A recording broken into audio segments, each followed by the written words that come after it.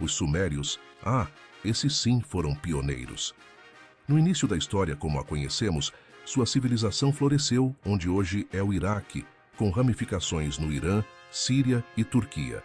Essa região, o crescente fértil da Mesopotâmia, viu os sumérios prosperarem há mais de 5.000 anos. E foi ali que eles realizaram um feito extraordinário, a invenção da escrita cuneiforme. Imaginem só, um dos primeiros povos a registrar seus pensamentos, suas histórias, seus sonhos.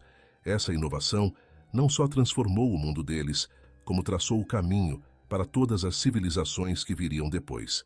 A história de Sumer começa a ganhar forma por volta de 4.500 anos antes de Cristo, com traços culturais únicos que culminaram no surgimento de grandes centros urbanos lá por volta de 3.000 anos antes de Cristo.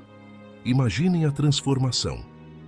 Tudo começou com pequenas comunidades agrícolas, aproveitando a fertilidade dos rios Tigre e Eufrates. Agora, vamos viajar no tempo e visitar alguns desses centros urbanos que marcaram a civilização suméria. Cada um com sua história, suas características, suas marcas. Uruk, por exemplo, é considerada por muitos estudiosos como a primeira cidade do mundo. Um centro de inovação e poder. Seus zigurates, templos imponentes e a própria escrita cuneiforme testemunham sua grandeza.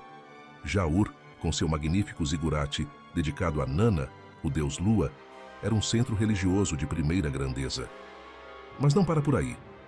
Ur também era um polo comercial e militar estratégico, repleto de riquezas e arte. E o que dizer de Eridu, uma das cidades mais antigas da região? Dedicada a Enki, o deus da água, sabedoria e criação.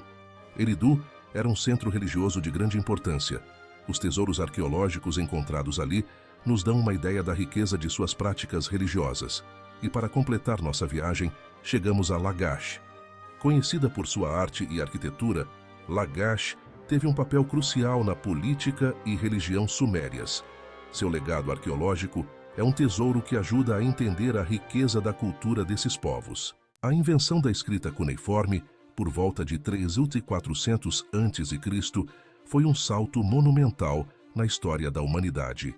O que começou com pictogramas simples em fichas de argila evoluiu para um sistema complexo de marcas em forma de cunha. Essa mudança, meus amigos, foi impulsionada pela necessidade de uma comunicação mais eficiente e flexível, capaz de expressar as complexidades da administração, economia e literatura. E o instrumento usado para gravar esses símbolos? Uma haste de ponta arredondada, que deixava marcas duráveis nas placas de argila. Essa é a razão pela qual documentos cuneiformes conseguiram sobreviver por milênios. Mas a escrita cuneiforme não ficou restrita aos sumérios. Acadianos, babilônios, assírios e hititas, todos adotaram e adaptaram esse sistema, mostrando a genialidade da invenção. E as aplicações da escrita cuneiforme eram inúmeras. Na administração, era usada para registrar transações comerciais, gerenciar impostos e controlar os estoques de templos e palácios. Imaginem a organização. Na literatura, graças à escrita cuneiforme, podemos apreciar a epopeia de Gilgamesh, poemas, hinos e orações que revelam a riqueza espiritual da época. E não podemos esquecer do direito. Leis, contratos, incluindo o famoso Código de Hammurabi, disputas legais, tudo devidamente registrado. Esses registros nos permitem ter uma ideia da complexidade social e jurídica da antiga Mesopotâmia.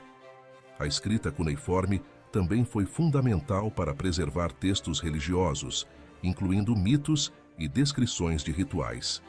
Esses documentos nos mostram o quanto a religião estava presente no dia a dia dessas comunidades. Os sumérios eram feras em astronomia e matemática. Eles criaram um dos primeiros calendários lunares conhecidos, baseado nos ciclos da Lua. Esse calendário era essencial para organizar a agricultura, as festas religiosas e até mesmo a vida cívica. Ele era dividido em 12 meses lunares e, quando necessário, um mês extra era adicionado para sincronizar o calendário com o ano solar. É o que chamamos de intercalação. E na matemática? Os sumérios criaram o sistema sexagesimal, ou seja, um sistema numérico de base 60. Graças a ele, eles podiam fazer cálculos complexos com mais facilidade. E adivinhem só, foi por causa desse sistema que hoje dividimos a hora em 60 minutos e o círculo em 360 graus. Os astrônomos sumérios eram observadores de primeira. Eles mapearam estrelas, planetas e constelações. Esses mapas celestes não serviam apenas para navegação e marcação do tempo, mas também influenciavam suas crenças astrológicas e religiosas. Aliás, alguns estudiosos acreditam que os zigurates, aqueles templos enormes, podiam ter sido usados como observatórios astronômicos. Imaginem os sacerdotes observando o céu para determinar a melhor época para o plantio e para as festas religiosas. E agora, vamos explorar as teorias de Zecharia Sitchin, que oferecem uma perspectiva intrigante, embora controversa, sobre os textos sumérios. Sitchin interpretou a Epopeia da Criação, um texto épico mesopotâmico, como um relato de eventos cósmicos reais influenciados por um planeta misterioso chamado Nibiru. Segundo ele, Nibiru orbita o Sol a cada 3.600 anos. E tem mais. Sitchin acreditava que as aproximações desse planeta da Terra causavam grandes mudanças geológicas e climáticas, como as registradas ao longo da história. E para completar suas teorias, Sitchin afirmava que os Anunnaki, deuses do panteão mesopotâmico, eram, na verdade, seres extraterrestres vindos de Nibiru. Segundo ele, esses seres criaram os primeiros humanos por meio de engenharia genética, para servirem como trabalhadores, e aceleraram o desenvolvimento da civilização suméria com tecnologias como agricultura e metalurgia. Para sustentar suas ideias, Sitchin apontava para artefatos sumérios que, para ele, não representavam mitos, mas verdades históricas e tecnológicas.